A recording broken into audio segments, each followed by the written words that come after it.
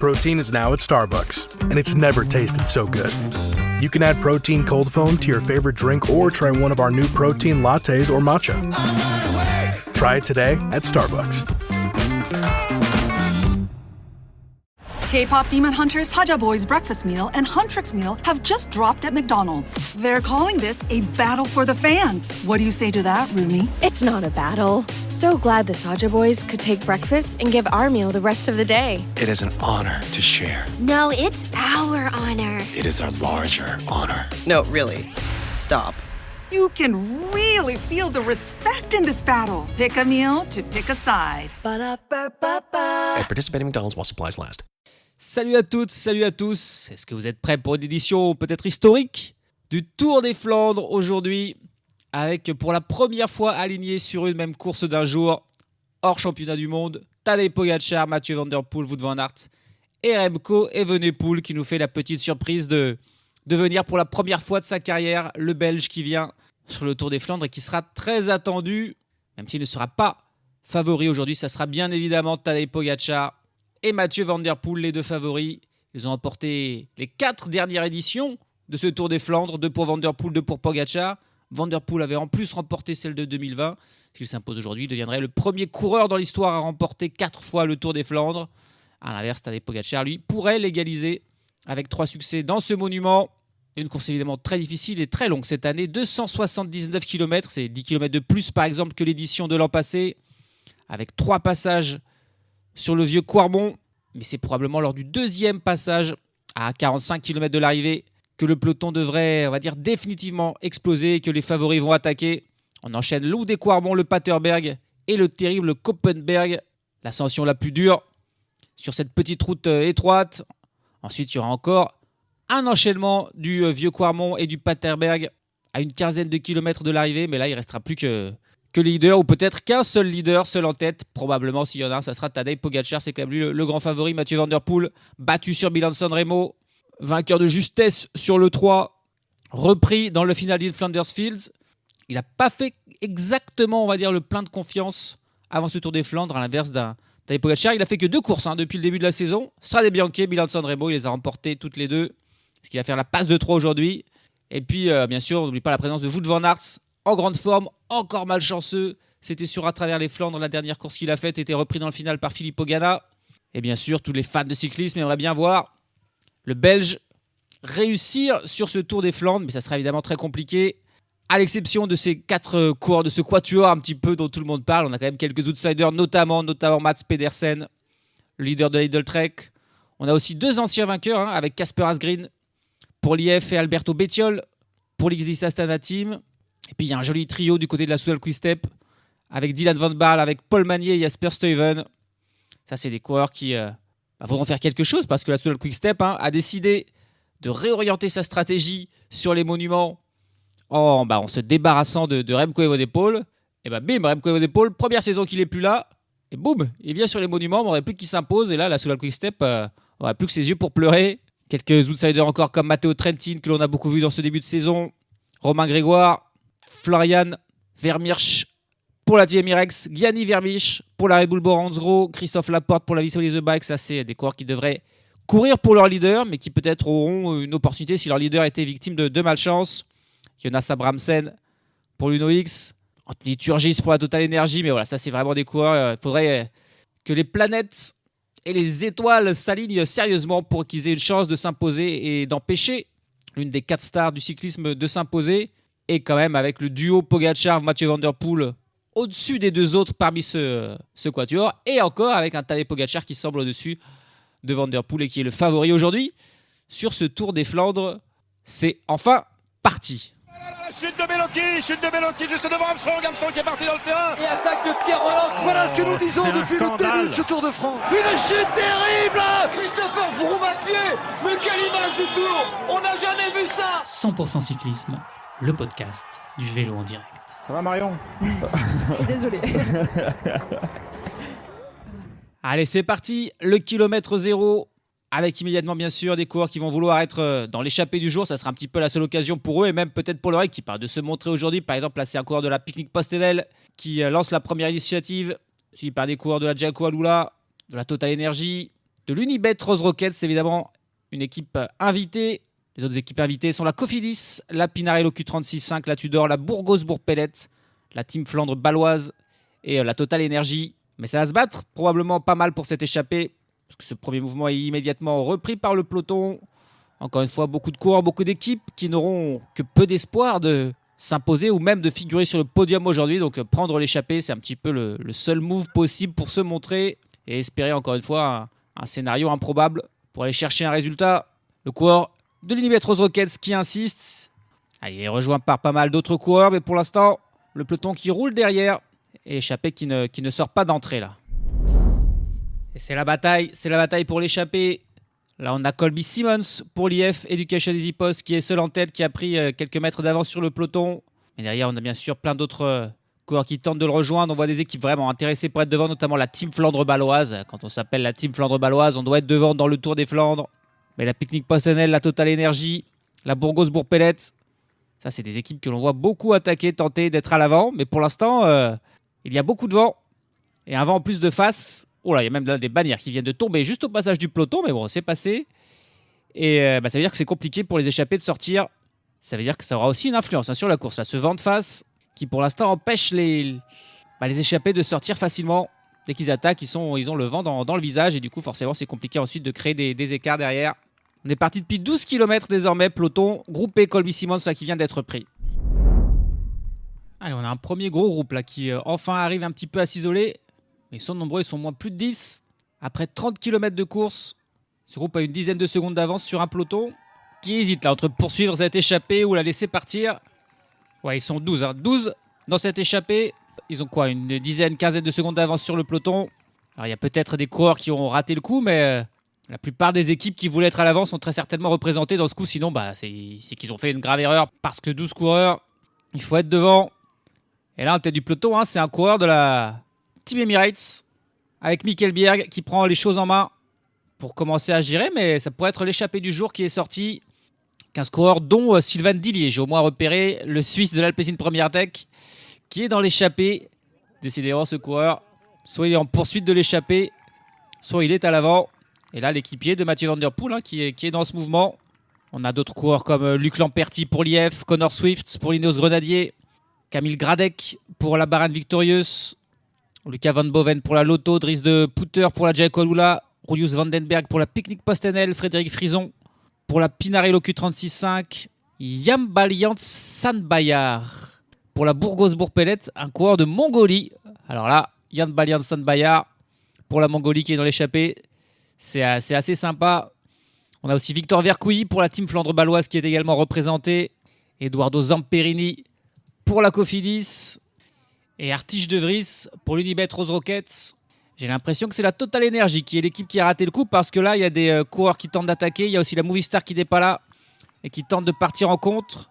Il y a quand même des équipes donc, qui ont raté le coup. Mais évidemment, la Mikkel Bjerg, il laisse plus sortir personne. C'est bon, ils sont assez nombreux devant. On est à 247 km de l'arrivée, l'écart qui est pour l'instant seulement de 20 secondes. Mais peut-être qu'on tient notre échappée du jour.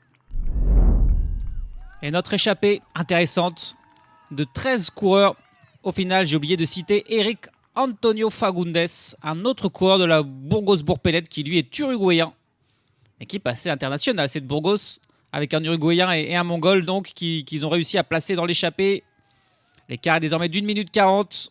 Alors que cette échappée s'est envolée il y a une dizaine de kilomètres.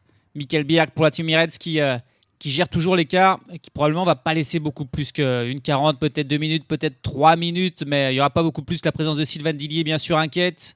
Et le fait qu'il soit 13, c'est beaucoup. Pour une échappée matinale, ça pose des soucis, du coup, faut pas leur laisser beaucoup.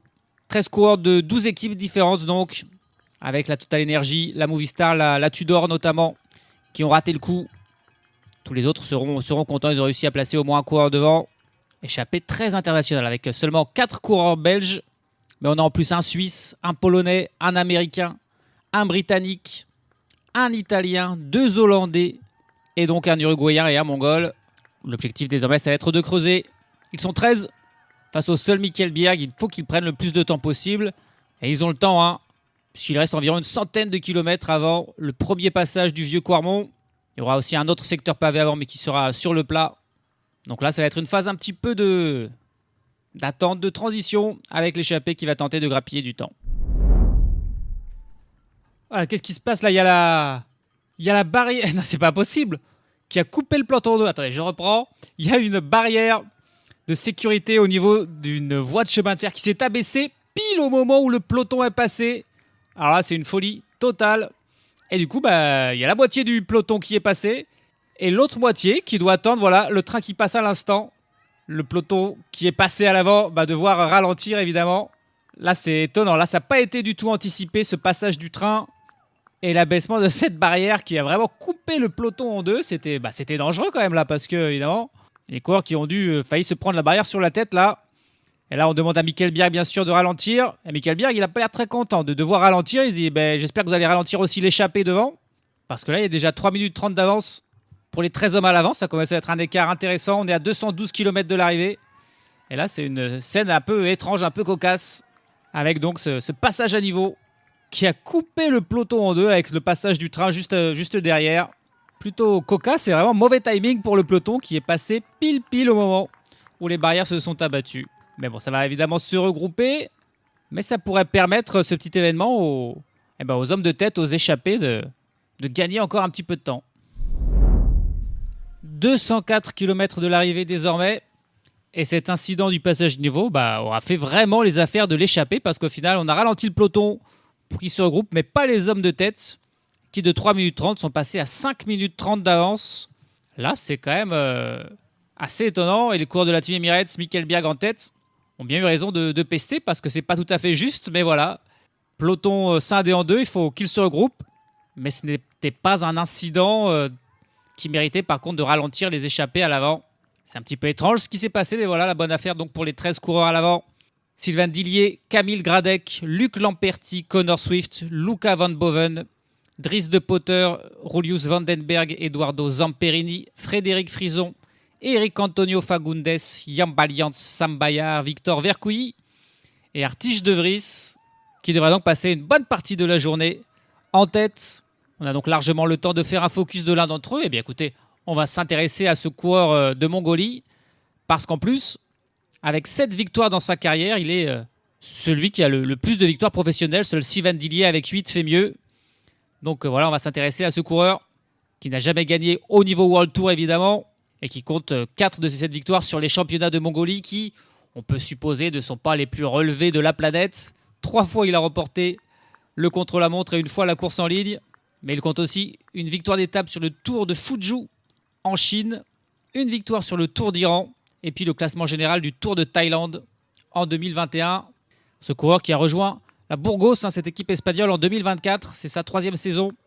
Auparavant, il courait dans l'équipe malaisienne de la Terengganu Polygon Cycling Team au niveau continental. Et il a donc rejoint le Pro Tour et la Burgos. Pour ce bon coureur, plutôt rouleur et sprinter, c'est la première fois qu'il participe à un monument. Il n'a jamais participé non plus à de grands tours et c'est tout simplement la première fois qu'un coureur de Mongolie participe là au Tour des Flandres. C'est un événement évidemment pour lui, pour son pays. Et il doit donc se régaler aujourd'hui à l'avant. Avec en plus là un élément qui apparaît en plus, c'est la pluie. Il commence à tomber des gouttes là sur le parcours du Tour des Flandres. Ça va rendre les ascensions pavées glissantes et encore plus difficiles à franchir. L'écart avec l'échappée qui d'un seul coup est à 5 minutes 30. Alors qu'on approche de la ligne des 200 km de l'arrivée. On est encore évidemment très loin, mais voilà la course qui promet parce que va falloir travailler pour revenir sur ces coureurs à l'avant. On vient de passer le premier secteur pavé de la journée. Et immédiatement, on a la première cassure dans le peloton. La Team Emirates qui l'a fait le plus rapidement possible, ce secteur pavé, pour ramener un petit peu l'écart avec les échappées. Plus que 4 minutes 30 désormais d'écart entre les 13 hommes à l'avant et le peloton. Un peloton donc scindé en deux. La plupart des favoris sont évidemment dans la bonne partie du peloton. On voit dans cette partie à l'arrière plutôt la Pinarello Q30C5 roulée. Il court aussi pour la Team Flandre Baloise ou la Groupama FDJ. Donc voilà, pas forcément les coureurs de premier plan qui sont à l'arrière. Même si on voit des coureurs comme Binyam Girmay ou Paul Magnier qui sont là. Et leurs équipes qui vont devoir travailler un petit peu pour rentrer sur la tête de la course, sur la première partie du peloton qui elle est toujours menée par la Team Emirates et même plus particulièrement par Michael Bjerg. 137 km de l'arrivée et c'est le premier passage sur le vieux Quarmont et les Belges sont de sortie en ce dimanche de Pâques. Il ne pleut plus, il fait même soleil là carrément. Et la foule est dingo pour le passage des 13 hommes de tête, des 13 échappés. Ces coureurs ont 5 minutes et 6 secondes d'avance sur le peloton derrière, qui va à son tour bientôt arriver dans ce passage du Vieux-Quarmont, ces secteurs pavés. C'est le premier passage, on est trop loin de l'arrivée pour voir une attaque des leaders, mais malgré tout, elle devrait être montée à un rythme probablement assez soutenu, avec peut-être même probablement des cassures. La précédente cassure à elle était résorbée, le peloton est de nouveau complet, mais possible qu'il y ait de nouveau des petites cassures dans cette difficile ascension du Vieux-Quarmont. Après celle-ci, il faudra attendre encore une quinzaine de kilomètres pour voir un nouveau secteur pavé en montée avec l'ascension de Leikenberg. Allez, la première ascension qui s'est faite de manière finalement assez tranquille, c'était même pas la Team Emirates là qui menait, c'était plutôt la Tudor ou la Groupama FDJ qui voulait être bien placée. Les équipes des leaders ont un petit peu plus reculé dans cette ascension de Quarmont qui est donc terminée. Toujours 5 minutes d'avance pour les échappés. Et à noter que dans les échappés, c'est le Mongol Jan Balian Sandbayar qui est passé en tête au sommet de ce Vieux-Quarmont. On lui a laissé l'honneur de ce moment. Quelque chose d'assez symbolique, mais c'est sympa.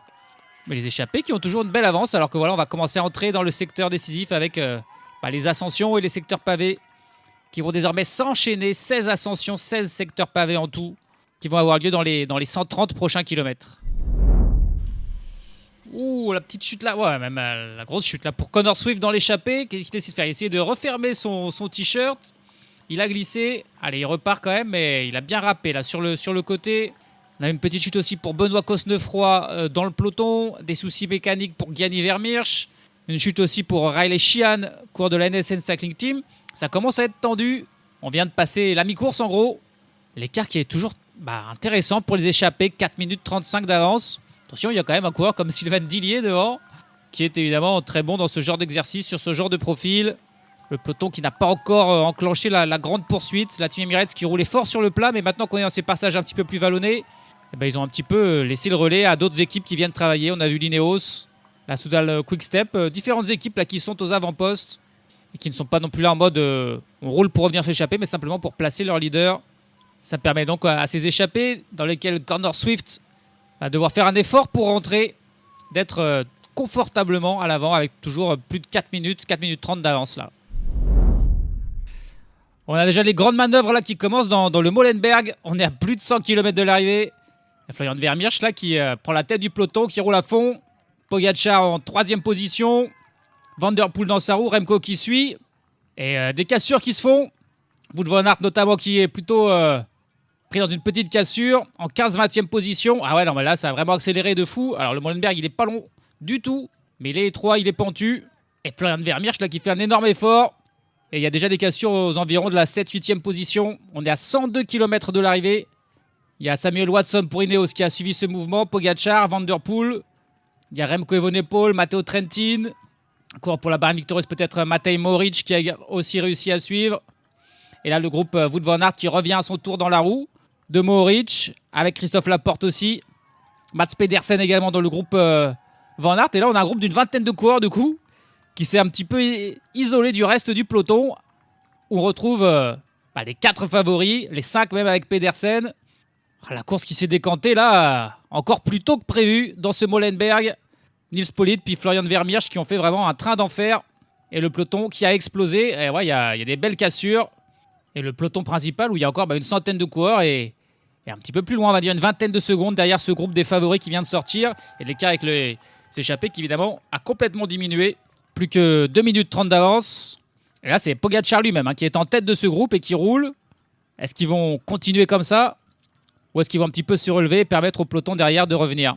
If we knew more about our sleep, what would we do differently?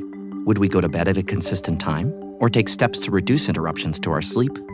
With Sleep Score, Apple Watch measures your bedtime consistency, interruptions, and sleep duration. Then, every morning it combines these factors into an easy-to-understand score from 1 to 100. So you'll know how to take the quality of your sleep from okay to very high. Know your sleep score with Apple Watch. iPhone 11 or later required. Your little one grew 3 inches overnight. Adorable. Also, expensive. Sell their pint-sized pieces on Depop and list them in minutes with no selling fees. Because somewhere, A dad refuses to pay full price for the clothes his kids will outgrow tomorrow, and he's ready to buy your son's entire wardrobe right now. Consider your future growth spurt budget secured. Start selling on Depop, where taste recognizes taste. Payment processing fees and boosting fees still apply. See website for details. C'est un groupe de 17 coureurs du coup qui est sorti avec Tadej Pogačar et Florian Vermeersch. On a Mathieu Van Der Poel qui est tout seul, sans équipier. On a Matej Mohoric donc pour la Bahrain, Stan de Wolf pour la Decathlon, Magnus Sheffield et Samuel Watson pour l'Ineos, Mats Pedersen qui est tout seul du côté de la Lidl Trek, alors que Remco Evenepoel a 2 équipiers avec Gianni Vermeersch et Tim Van Dijk. On a Jasper Stuyven pour la Soudal Quick-Step qui est aussi là en compagnie de Wout van Aert et Christophe Laporte pour la Visma et Matteo Trentin et Eric Plumers pour la Tudor. 17 coureurs qui travaillent finalement ensemble, qui roulent. Pogačar a passé des relais, Van Der Poel aussi. Là, c'est au tour des équipiers de Remco Evenepoel de rouler. Ils ont environ 40 secondes d'avance sur le peloton désormais. C'est une espèce d'échappée partie en contre. D'habitude, ceux qui partent en contre, c'est plutôt des équipiers ou des seconds couteaux qui se disent qu'ils prennent un coup d'avance. Là, c'est carrément les favoris qui ont pris un coup d'avance. C'est évidemment pas bon pour tous ceux qui sont dans le peloton et qui ont désormais un coup de retard et qui d'ailleurs n'arrivent pas forcément à rentrer, qui perdent du temps petit à petit. Alors que les hommes de tête, qui ne sont plus que 12, puisque notre ami de Mongolie a lâché prise. Là, il a été repris Sand Bayar par le groupe des favoris. Il a été immédiatement distancé. Et là, il vient d'être repris par le peloton. Plus qu'1 minute 50 donc pour les 12 hommes à l'avant.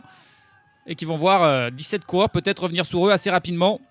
On retrouve les 5 favoris du jour qui sont là dans le bon coup. Et la minute désormais d'écart entre le groupe des favoris et le peloton. Pas sûr qu'on revoie jamais tous ceux qui ont été surpris dans ce peloton, les Romain Grégoire, les Casper Asgreen, les Jonas Abrahamsen. Ils ont tous été piégés.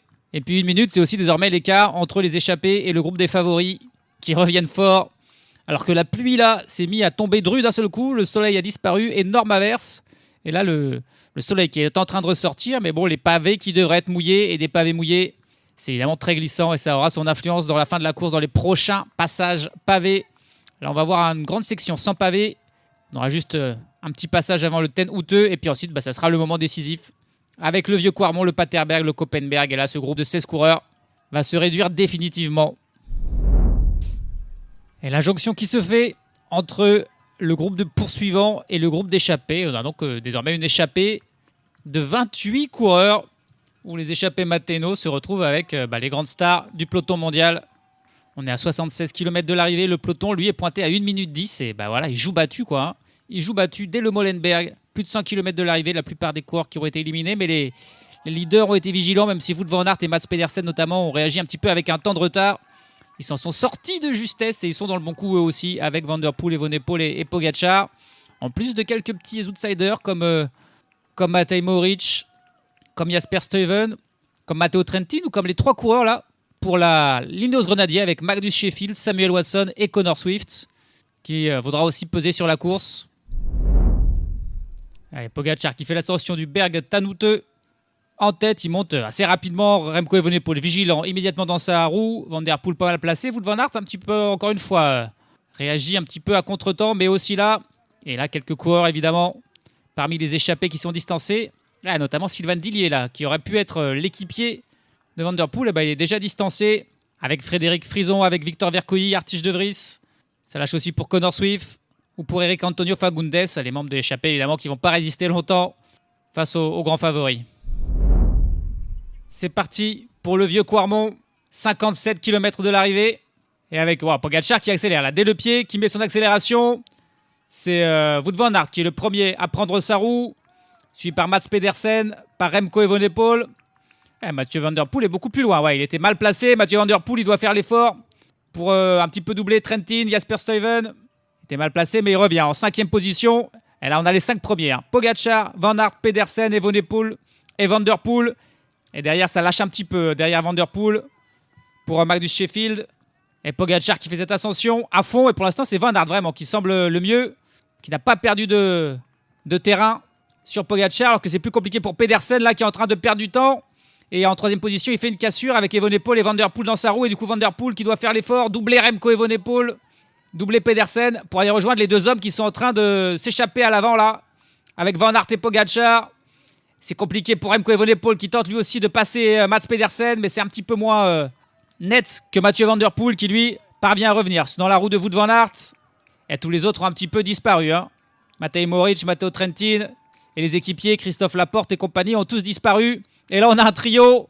Pogačar, Van Aert, Van der Poel qui est en tête. Avec Remco Evenepoel qui n'est pas loin derrière, tout seul. Il a lâché Mats Pedersen qui a explosé. Et Remco Evenepoel qui devrait rejoindre la tête de la course, même si ça lui coûte. Et il a du mal à boucher les 15 derniers mètres qui lui manquent pour revenir quand même sur le trio de tête. Remco Evenepoel, toujours Pogačar qui mène. Il ne s'est pas retourné une seule fois. Il l'a fait à la vitesse qu'il souhaitait. Et ensuite, il se retourne pour voir les dégâts qu'il a fait. Les dégâts, il en a fait beaucoup.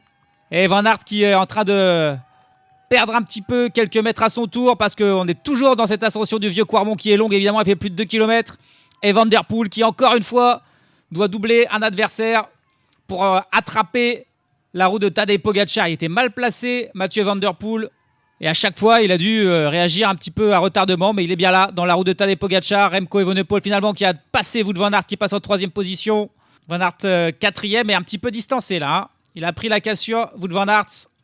Et Mats Pedersen en 5e position, encore plus loin. Et derrière, en gros, il n'y a plus personne. On est à 55 km de l'arrivée. Et on a les 5 favoris aux 5 premières places. Avec quand même Wout van Aert et Mats Pedersen, du coup, un petit peu en retrait. Et là, Wout van Aert, il doit faire un effort en solitaire sur cette partie plate pour tenter de revenir sur Evenepoel, Van der Poel et Pogačar. Et Pogačar qui continue son effort. Il ne demande pas de relais à Van der Poel ou à Remco. Il veut laisser à personne le soin de respirer. Et on enchaîne là avec le Paterberg. C'est seulement 400 mètres, mais c'est évidemment très pentu. Avec Pogačar qui, comme sur le vieux Quarmont, dès le pied, prend la tête. Alors que Remco Evenepoel avait pris un petit relais là dans la descente. Et Remco qui se bat bien, qui reprend la première place de ce groupe avec devant Tadej Pogačar. Mathieu Van der Poel en 3e position. Wout van Aert lui pointé à 10 secondes. Qui est juste derrière. Évidemment, c'est pas loin, mais 10 secondes sur ces pavés, ça fait mal. Voilà, et Pogačar là qui accélère terriblement. Mathieu Van der Poel qui peut suivre. C'est plus compliqué pour Remco. Il a tenté d'impressionner un petit peu Pogačar là en prenant la tête, en se mettant à sa hauteur, mais c'est dur là. Alors que pour Mathieu Van der Poel, ça suit encore. Et il va passer avec 4-5 secondes de retard. Là, Remco Evenepoel au sommet de cette très courte mais très dure ascension. Alors que Wout van Aert, il a beau être porté par la foule de Belgique. Ça va être très compliqué pour espérer revenir et même la place sur le podium là, qui paraît compliqué désormais pour Wout van Aert. Et il a Mats Pedersen qui est en train de revenir sur lui. On aura peut-être ce duo Van Aert-Pedersen qui va se former.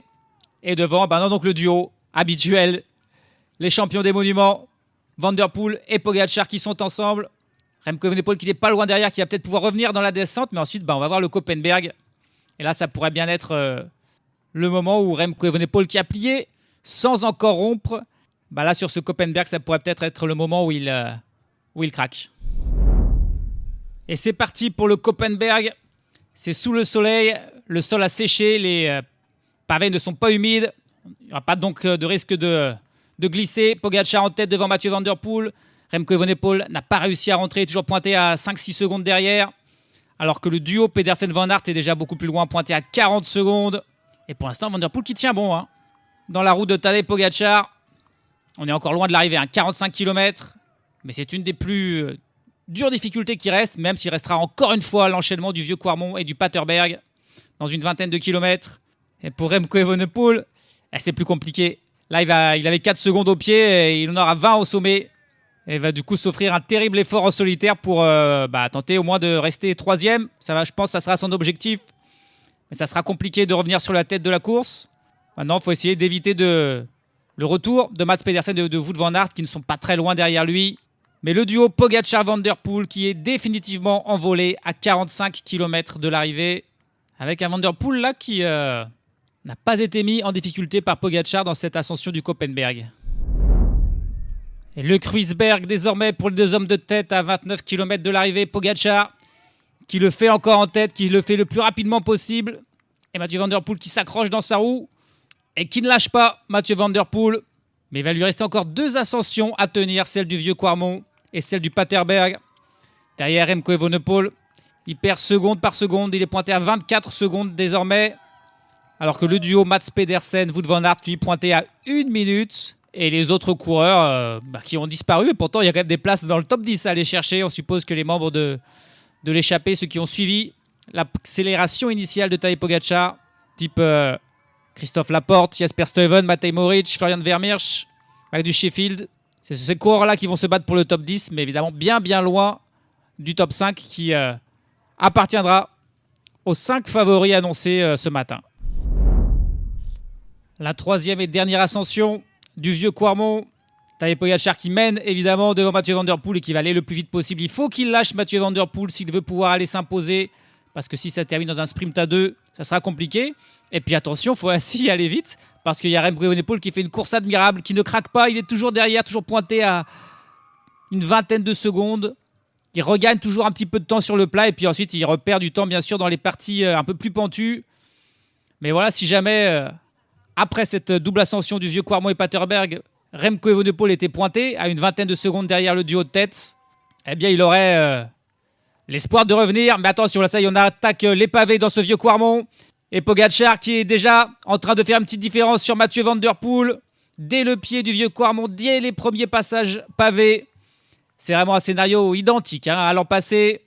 Mathieu Van Der Poel qui a déjà une dizaine de mètres de retard. Pogačar qui se retourne pour voir le dégât qu'il a fait et qui en remet une.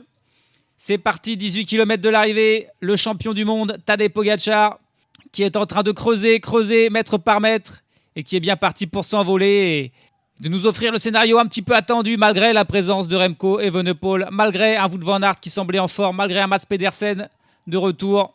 Personne n'a pu inquiéter, ni Van Der Poel ni Pogačar. Et ensuite, Pogačar qui pour l'instant distance Mathieu Van Der Poel, mais attention, les écarts qui sont bien sûr pas grands.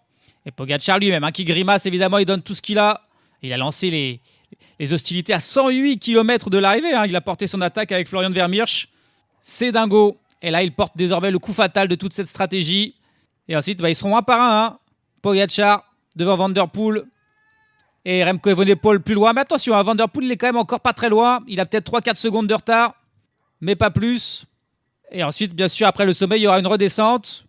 Puis le Paterberg qui ce sera la dernière difficulté du jour. Ils sont un par un dans ce final avec Tadej Pogačar qui aborde le Paterberg en tête. Il a une douzaine de secondes d'avance sur Mathieu Van Der Poel. Et Remco Evenepoel qui a perdu beaucoup de temps dans le vieux Quarmont est pointé à 1 minute. Et là, une trentaine de secondes d'avance, lui, sur Wout van Aert qui est tout seul et qui s'est débarrassé de Mats Pedersen. Lui aussi tout seul, un peu plus loin en 5e position. C'est un carnage total. Et là, dans ce Paterberg, même Tadej Pogačar est clairement en difficulté. Il dandine, il souffre. C'est assez rare de le voir aussi grimaçant, aussi en souffrance, clairement. Parce que s'il se retourne, Mathieu Van Der Poel est pas loin derrière.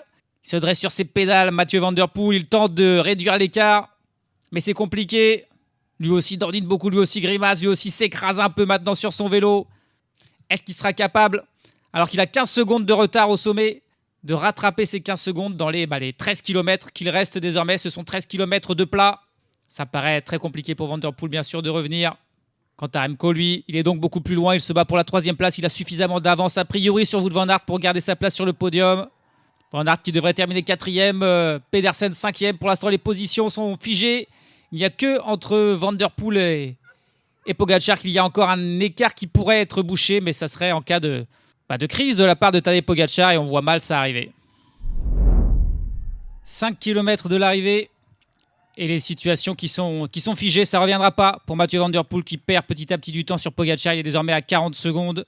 Mathieu Van Der Poel a lui-même 40 secondes d'avance sur Remco Evenepoel qui a lui-même 40 secondes d'avance sur Wout van Aert. Donc autant vous dire que le classement n'est pas prêt de changer dans ces 5 derniers kilomètres. Et Tadej Pogačar va aller remporter son 3e Tour des Flandres et rejoindre Mathieu Van Der Poel et quelques autres en tête de ce palmarès avec 3 victoires sur le monument belge. Ça va être l'arrivée pour Tadej Pogačar qui va remporter le 12e monument de sa carrière. Le 4e consécutif. Les 4 derniers monuments ont été remportés par Pogačar avec Liège-Bastogne-Liège et le Tour de Lombardie l'an passé, Milan-San Remo et le Tour de Flandre cette année. Il lui reste plus que Paris-Roubaix. Voilà le dernier objectif incroyable à aller chercher. Peut-être dès cette année, peut-être le week-end prochain. Il peut prendre le temps de savourer, de lever les bras, de saluer le public. Il va aller s'imposer. Incroyable Tadej Pogačar qui a tout écrasé encore une fois aujourd'hui dans le vieux Quarmont. Il a d'abord attaqué à 108 km de l'arrivée dans le Molenberg. Puis ensuite dans le vieux Quarmont, à chaque fois il a accéléré. Et il a éliminé ses adversaires un par un. Mathieu Van Der Poel étant évidemment le dernier résistant et qui va aller chercher la 2e place Van der Poel et Pogačar. C'est 19 victoires sur les 24 derniers monuments disputés. C'est une folie tout simplement. Et pour Van der Poel, ça sera encore une déception aujourd'hui avec cette deuxième place. Avec, dans le duel à distance, un Pogačar qui s'envole. Avec un 12e monument aujourd'hui pour Pogačar contre 8 pour Mathieu Van der Poel. Seulement 8, le nul. La poignée de main, l'embrassade même entre Van der Poel et Pogačar, évidemment très fair-play qui s'apprécie beaucoup. Et la belle 3e place aussi de Remco Evenepoel pour sa première participation au Tour des Flandres. Il va finir 3e, le Belge, à domicile. Il sera satisfait, je pense, de sa performance, même s'il termine à plus d'1 minute du vainqueur du jour. La joie contenue de Tadej Pogačar derrière la ligne, il boit, il est tranquille. C'est boulot fait, mais voilà, c'est pas la même joie que sur Milan-San Remo. Et ça sera pas du tout la même joie si jamais il s'imposait dimanche prochain sur Paris-Roubaix. La 4e place pour Van Aert qui arrive tout seul à plus de 2 minutes. Et Mats Pedersen qui est tout au fond va prendre la 5e place. Encore plus loin. Une course absolument usante. Et là, la poignée de main ensuite entre Van Aert et Pogačar. See you next week. Ils se disent, ils se donnent rendez-vous sur Paris-Roubaix, sur un terrain qui s'y ira mieux à Wout van Aert, à Mats Pedersen, à Mathieu Van Der Poel qu'à Tadej Pogačar, puisque ce sera tout plat. Mais on le sent, il est surpuissant, il est en pleine forme. Et il sera surmotivé la semaine prochaine pour aller réaliser l'impensable, remporter Paris-Roubaix et partir sur sa quête de remporter les 5 monuments en carrière. S'il s'imposait dans une semaine, ce serait fait. Et dans la même année, ce que personne n'a jamais fait dans l'histoire. Tout a été dit, ou presque, sur Tadej Pogačar. 3 jours de course cette saison, 3 victoires, et pas n'importe lesquelles. Strade Bianche, Milan-San Remo. Tour des Flandres aujourd'hui avec une petite échappée de 100 km en gros. Même s'il aura été en solitaire que dans les 18 derniers. C'est la 111e victoire de sa carrière, son 3e Tour des Flandres, son 12e monument. Est-ce qu'il aura le 13e dans une semaine sur Paris-Roubaix? Ça sera plus dur, ça sera plus tendu. Il y aura plus de suspense aujourd'hui. Le scénario que l'on avait prévu s'est produit. Pour Paris-Roubaix, il n'y a pas trop de scénario prévu. Tout est possible. Et ça sera évidemment très excitant. Tadej Pogačar pourrait devenir rentrer définitivement dans l'histoire si jamais il remportait ce Paris-Roubaix. Mais il aura de nombreux adversaires face à lui et des adversaires qui joueront à cartes égales aujourd'hui parce qu'il n'y aura pas le moindre pourcentage. Parce que c'est à chaque fois dans les ascensions qu'il s'est débarrassé de tous ses adversaires. Mathieu Van Der Poel, dernier résistant, termine à 34 secondes.